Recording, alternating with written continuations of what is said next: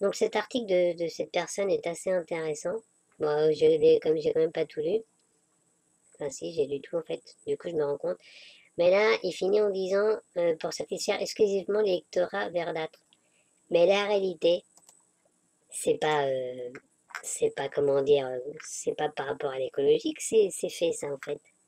C'est une mascarade. Ils se servent de l'écologie pour faire croire qu'il ne faut pas des voitures en centre-ville. Mais la réalité, elle est tout autre. Déjà, enfin, il le dit un petit peu dans son article, c'est pour les résidents qui habitent en centre-ville. Eux, ils ont une carte, faut qu'ils payent une carte d'abonnement, et du coup, c'est moins cher. Donc, du coup, là-dessus, c'est normal qu'ils puissent avoir le droit de se garer, avoir une priorité parce qu'ils ont leur bien qui est en centre-ville. Donc, finalement, ils devraient même avoir une place de parking à la limite, mais ça devrait être vendu avec le bien immobilier, hein, parce que là, il y a un souci qui a été mal fait. Mais le truc qui va pas, c'est que la réalité, c'est que si vraiment les centres-villes arrivaient à être interdits à tous les véhicules, ça serait tous les véhicules sauf les résidents forcément. Et du coup, ce qui veut dire que leurs biens immobiliers qui coûtent déjà très cher en centre-ville vont encore plus augmenter. Bah oui, automatiquement, parce que vous habitez en centre-ville, un des inconvénients c'est les voitures, le bruit des voitures, la pollution, mais quand même, ça vaut cher en centre-ville, parce que tout est à proximité. Mais s'il n'y a pas de voiture, mais c'est le paradis. Donc les voitures seront à l'extérieur, eux ils auront ceux qui habitent en centre-ville, ils auront leur voiture, il n'y aura personne dans les rues, ils pourront vraiment se balader comme ils veulent.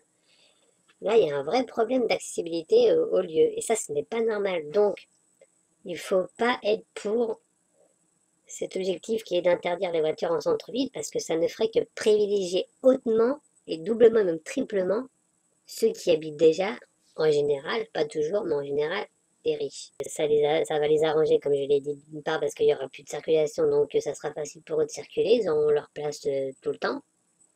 Mais qu'ils aient une place attitrée, c'est normal. C'est juste qu'elle aurait dû être, quand au moment de l'achat du bien, ça aurait dû être lié à une place de parking. Donc là, il faudrait qu'ils en achètent une, mais bon, c'est pareil. Ceux qui ont de l'argent, ils seront prêts à dépenser 50 000 euros, 100 000 euros, ou je sais pas combien pour une place de parking. Donc ça serait acheté, comment dire, encore de l'espace public. Mais bon, quand on achète le bien immobilier, ça serait pas mal que la mairie propose ça. Mais je suis pas complètement contre. Je vois pas trop, pour l'instant, trop l'inconvénient. Je le vois pas comme ça. L'autre point, c'est que du coup, il n'y a plus de pollution, ou très peu, pas de pollution sonore en tout cas, donc c'est tranquille aussi. Donc c'est à l'extérieur déjà qu'on souffre. Ceux qui habitent en périphérie des villes souffrent un peu plus avec le trafic, comme celui du périph'. Ça sera pire. Donc non, donc pourquoi il ne faut pas être contre cet objectif de s'en trouver l'interdit aux voitures? Voilà, c'est expliqué, hein.